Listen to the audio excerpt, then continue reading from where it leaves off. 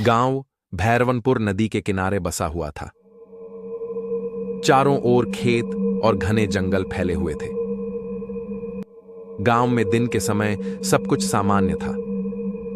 बच्चे खेलते, महिलाएं बर्तन साफ करती और बुजुर्ग पेड़ के नीचे बैठकर बातें करते।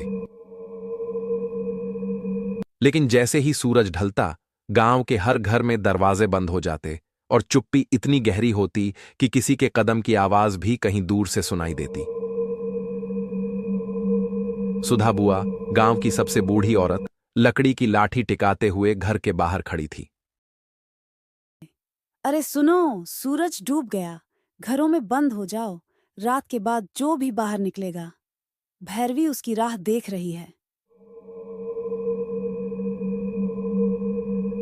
राजू, 10 साल का जिज्ञासु लड़का, अपनी मां के पास गया। माँ, भैरवी कौन है? क्यों सब लोग डर रहे हैं? शे, उसका नाम मत लेना बेटा। वो गांव के बाहर घूमती है। जो भी उसे देख लेता है कभी वापस नहीं आता। राजू की आंखों में डर नहीं बल्कि जिज्ञासा थी। मैं देखना चाहता हूँ, क्या सच में वो बाहर घूमती है? बेटा नहीं, तुम्हें बाहर नहीं जाना। लेकिन राजू का मन था कि वह इसे खुद देखे। रात के 8 बजे के आसपास गांव के पास की पगडंडी पर अजीब आवाजें आने लगीं। झाड़ियों का सरसराना, किसी के कदम की धीमी खटखट और कहीं दूर से भौंकते कुत्ते। राजू ने अपने दोस्तों मनोज और गोपाल को बुलाया। चलो बाहर चलते हैं, मैं देखना चाहता हूँ। पागल हो गया है क्या? दादी ने मना किया है। जो बाहर गया वो लौट कर नहीं आया। मैं नहीं जा रहा। रात में गांव के बाहर जाना मौत के समान है। लेकिन राजू का जिज्ञासु मन बढ़ रहा था। तीनों धीरे धीरे गांव के बाहर जंगल की ओर बढ़े। जंगल के किनारे एक खाली खेत था। चांद की धुंधली रोशनी में एक औरत दिखाई दी, सफेद साड़ी पहने, लंबे काले बाल हवा में लहराते हुए, आंखें लाल। वो कौन है? भैरवी, वही चुड़ैल है। धीरे धीरे बच्चों की ओर बढ़ी। उसकी हंसी मिट्टी नहीं बल्कि जम जाने वाली चीख जैसी थी। कौन आया है मेरी रात में घूमने? तीनों बच्चे डर के मारे पीछे हट गए। चुड़ैल का कदम तेज था। राजू दौड़ने लगा, लेकिन उसके पैर अचानक जकड़ गए। तुम मेरी दुनिया में आ गए हो। राजू की आंखों के सामने सब धुंधला हुआ। उसका चेहरा बदल गया, रंग फीका पड़ गया और वह धीरे धीरे भूत बन गया। भैरवी, मुझे छोड़ो। मनोज और गोपाल भी भागने लगे, लेकिन मनोज के पैरों में अचानक जोर से खिंचाव हुआ।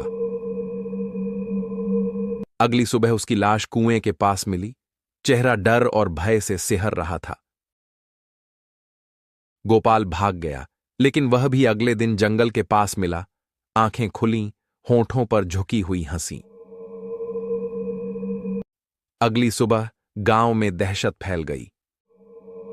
कहाँ था ना बेटा? रात को बाहर मत जाना। गांव वाले घरों में बंद हो गए।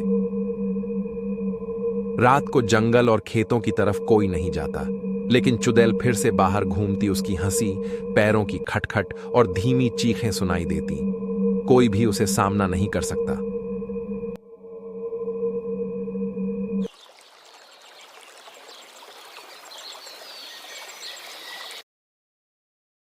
कुछ साल बाद गांव में विक्रम महाराज, एक तांत्रिक, आया।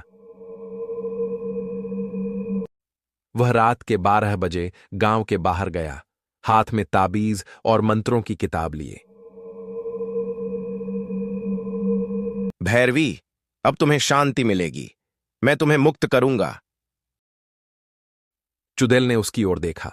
उसकी आंखें लाल हो गईं और हवा में उड़ने लगी।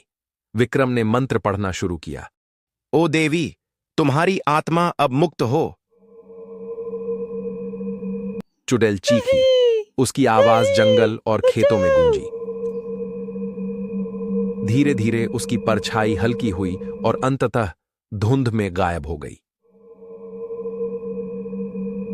गांव वालों ने देखा कि अब रात को जंगल और खेतों में कोई डरावनी आवाज नहीं थी।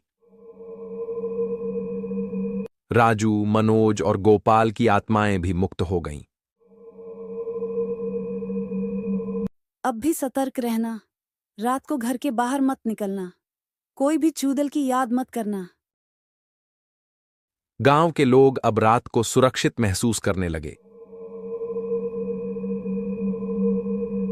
लेकिन जंगल की तरफ से कभी कभी हल्की हंसी गूंजती। किसी और ने देखा तो वो भी मेरी दुनिया में शामिल हो जाएगा। चांद की रोशनी में गांव शांत है। खेतों की हवा में हल्की ठंडक और कहीं दूर सफेद साड़ी वाली परछाई झूलती हुई दिखती है। अगर कोई ध्यान से सुने तो उसे पता चलेगा भैरवी अब भी कहीं बाहर घूम रही है। रात को घर के बाहर निकलना मना है।